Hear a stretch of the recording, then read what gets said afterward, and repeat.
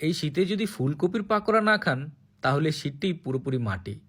তাই আমি আপনাদের জন্য নিয়ে আসলাম ফুলকপির পাকোড়া রেসিপি। খুবই সহজ অ্যান্ড ঝামেলা কম। তো চলুন রেসিপিটি শুরু করা যাক। প্রথমে আমাদের লাগবে একটি ফুলকপি। ফুলকপিটি তাজা হলে ভালো হয়, তো এর পিছনের অংশ ফেলে দিয়ে আমরা পাতাগুলো আলাদা করে ফেলব। তারপর একটি ছুরির সাহায্যে ফুলকপিগুলোকে কেটে কেটে আলাদা করব। তো আমাদের এই পুরো ফুলকপি লাগবে না, অর্ধেকটা হলেই হবে। কেটে কেটে ছোট ছোট পিস করে নিব। অবশ্যই ছোট হতে হবে, বেশি বড় হলে সিদ্ধ হবে না। তারপর এগুলোকে নিয়ে আমরা ভালোভাবে ধুয়ে ফেলব। এরপর একটি পাত্রে গরম পানি করে নিব। সেই গরম পানিতে ফুলকপিগুলো আস্তে আস্তে করে দিয়ে দিব। দিয়ে আমরা কিছুক্ষণ জাল দিব। 5 মিনিটের মতো সিদ্ধ করলেই হয়ে যাবে। এরপর এগুলো আধা সিদ্ধ হয়ে গেছে, তো এখন এগুলোকে আমি সরিয়ে ফেলব। এখন আমাদের পরবর্তী কাজ করতে হবে। তো তার জন্য লাগবে ময়দা, তার সাথে দিয়ে দিব সামান্য লবণ, হলুদের গুঁড়া, মরিচের গুঁড়া, আদা, রসুন, ধনিয়া পাতা। এরপর সামান্য পানি দিয়ে আমরা একটি পাতলা মিশ্রণ তৈরি করে নিব। আস্তে আস্তে করে পানি দিবেন।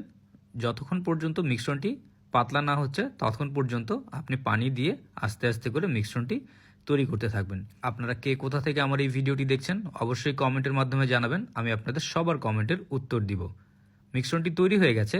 এখন আমার সিদ্ধ করা ফুলকপিগুলো এই মিশ্রণের ভিতরে দিয়ে দিব, দিয়ে ভালোভাবে মাখিয়ে নিব। ফুলকপির পাকোড়া বড়রা যেমন পছন্দ করে, ছোটরাও খেতে খুব পছন্দ করে।